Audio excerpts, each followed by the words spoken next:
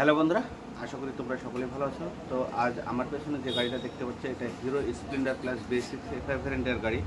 আর BS6 গাড়ি আসার পর থেকে মেকানিক বন্ধুদের খুব সমস্যার মধ্যে দিয়ে যাচ্ছে। তো সমস্যা হওয়ারই কথা। BS6 গাড়িতে অনেক পরিবর্তন নিয়ে এসেছে, সেন্সার, অ্যাকচুয়েটার, অনেক কিছু পরিবর্তন নিয়ে এসেছে। তো কিছু পরিবর্তন নিয়ে আসার সঙ্গে সঙ্গে কোম্পানির লোক কিংবা আমাদের সরকারের তরফ থেকে এই জিনিসগুলি সম্পর্কে একটা ট্রেনিংয়ের ব্যবস্থা করার প্রয়োজন ছিল, কিন্তু করেনি। তো এ নিয়ে আমাদের মতো মেকানিক বন্ধুদের অনেক সমস্যা দিয়ে যাচ্ছে। তো এই সমস্যা হবারই কথা। BS6-এর যে সেন্সার নষ্ট হলে কী কী সমস্যা হতে পারে, যদি আমার জানা না থাকে তাহলে আমি কাজ করব কী করে, অ্যাকচুয়েটারের কী কাজ যদি নাই জানি তাহলে কাজ করব কী করে।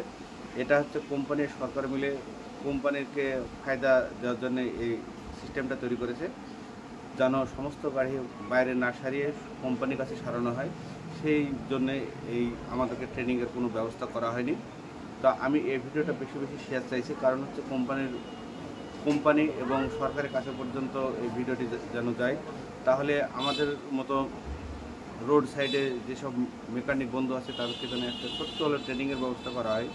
তো আজ আমি এই ভিডিওর সাথে তোমাদেরকে দেখানোর চেষ্টা করব যে আইসি ভাল্ব গাড়িতে কী কাজের জন্য দেওয়া হয়েছে, এটা নষ্ট হলে কি কি সমস্যা হতে পারে সেটা আমি এই ভিডিওর সাহায্যে বলার চেষ্টা করব। তো যে সকল বন্ধুরা কাজ শিখছে এবং যাদের কাছে গাড়ি আছে তারা ভিডিওটি স্কিপ না করে পুরোটি দেখবে, তোমরাও জানতে পারবে এই জিনিসটা কী কারণে দেওয়া হয়েছে আইসি ভাল্বটা। তো প্রথমে আমি এর লোকেশনটা কোথায় সেটা দেখাবো। দেখতে পাচ্ছ বন্ধুরা, এই যে আইসি ভাল্ব তোমরা দেখতে পাচ্ছ, এটা থ্রোটাল বডিতে সেট থাকে আইসি ভাল্ব। আর এটা 3-in-1 সেন্সার, এই সেন্সারটা 3টে সেন্সার একসঙ্গে আছে। আর এটা হচ্ছে আইসি ভাল্ব। তো আইসি ভাল্বটা আমি বাইরে বের করে নেব, বাইরে বের করে তোমাদেরকে আমি দেখানোর চেষ্টা করব।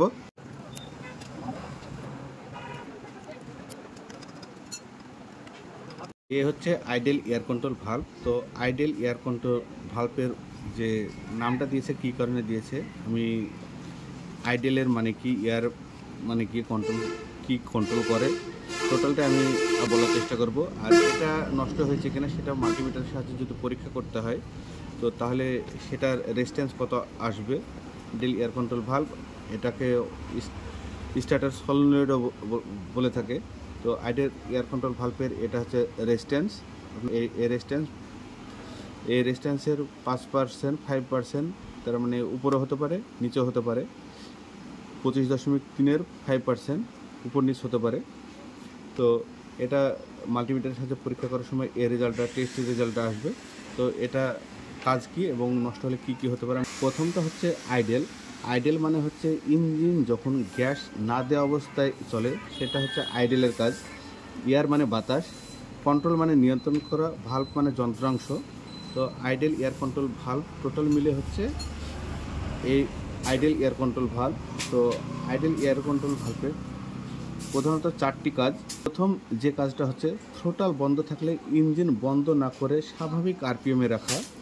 দ্বিতীয় যে কাজটি হচ্ছে লোড বাড়লে, যেমন লাইট, হর্ন বা অন্য কিছু চালু করলে আরপিএম কমে না গিয়ে ঠিকঠাক রাখা।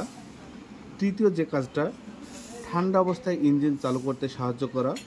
চতুর্থ যে কাজটা হঠাৎ ইঞ্জিন বন্ধ হয়ে যাওয়া থেকে বাঁচানো। প্রধানত এই 4টি কাজে ব্যবহৃত হয় আইডেল এয়ার কন্ট্রোল ভাল্ব। আর এটা নষ্ট হলে কি কি হতে পারে, নষ্ট হলে বা যদি কার্বন পড়ে যায় তাহলে যে সমস্যাগুলো হতে পারে, এটা তো প্রধানত 4টি সমস্যা হতে পারে। প্রথম হচ্ছে ইঞ্জিন হঠাৎই বন্ধ হয়ে যাওয়া, আইডেল স্পিড ওঠানামা করা, আরপিএম বেশি হয়ে যাওয়া বা ঠান্ডা অবস্থায় স্টার্ট নিতে সমস্যা হওয়া। এই 4টে সমস্যা দেখা দিতে পারে। আর এটা রক্ষণাবেক্ষণ, এটা মাঝে মধ্যে খুলে ওয়াশ করতে হবে, পরিষ্কার করে নিতে হবে।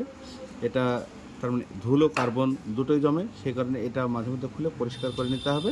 তারপরেও যদি সমস্যা দেখা দেয় তাহলে এটা মাল্টিমিটারের সাহায্যে পরীক্ষা করতে হবে এবং রেজিস্ট্যান্সটা নেপে নিতে হবে।